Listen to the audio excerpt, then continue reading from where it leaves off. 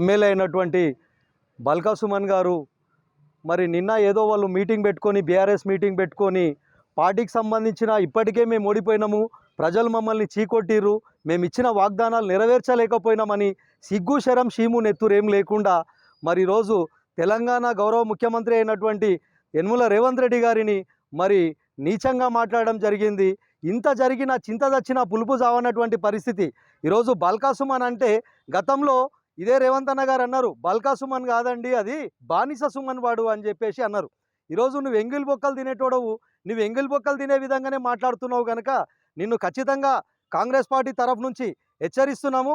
అయ్యా బల్కా సుమన్ గారు, ఖచ్చితంగా ఇది మళ్ళీ ఒకసారి పునరావృతం అయితే ఖచ్చితంగా ఇప్పుడు మా టౌన్ ప్రెసిడెంట్ శ్రీనివాస్ గారు చెప్పినట్టుగా నేను ఇంట్లో నుంచి బయటికి గుంజి బట్టలు కూడా తీసి గాడిద పైన ఊరేగిస్తామని చెప్పేసి హెచ్చరిస్తున్నాం.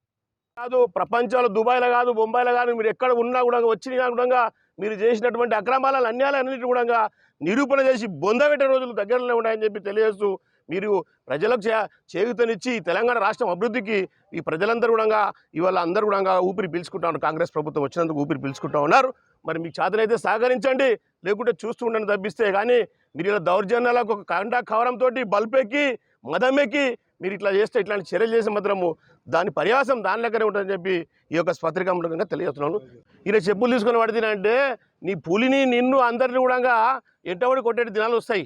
కాబట్టి నేను ఇవాళ మా నాయకుడు రేవంత్ రెడ్డి గారు ఒక ప్రణాళికాబద్ధంగా ఇవాళ రాష్ట్రం లోపలనే అప్పుల పాలు చేసేటటువంటి రాష్ట్రాన్ని ఇవాళ క్రమక్రమంగా విడతల వారీగా తీసుకొని అధికారులని వాళ్ళు నియమించుకుంటూ పథకాలు ఇచ్చినటువంటి గ్యారంటీ పథకాలు ఎలా అమలు చేయాలని చెప్పి వారు కష్టపడి విదేశాలకు వెళ్ళి నిధులు తీసుకొని వచ్చి అభివృద్ధి చేస్తూ ఉంటే ఓర్వలేని విధంగా మీరు ఇలాగా మా ప్రభుత్వం వచ్చి 2 నెలలైనా కూడా కాలేదు, 3 నెలలు కూడా కాలేదు, మీరు ఇట్లాంటి చర్యలు చేయడం అనేది తప్పు. అధికారం అనేది శాశ్వతం కాదు. మొన్నటి దగ్గర 9 సంవత్సరాల మీద అధికారంలో ఉన్నారు. మరి మీరు బాగా దున్నపోతులాగా ఉస్కా మాఫియా ల్యాండ్ మాఫియా అన్ని చేసినారు. ఒక్కొక్క కుంభకోణం అంతా కూడా బయటకు వస్తూ ఉంది. మీరు కాళేశ్వరం పొక్కవట సంగతి మర్చిపోయిన అనుకుంటారా? మీకు ఇంకా సినిమానే చాలు కాలేదు. మీది ఇంకా మీ యొక్క ఇప్పుడు ఖాళీ విచారణలు మాత్రమే జరుగుతూ ఉన్నాయి. చర్యలు ఇంకా స్టార్ట్ కాలేదు.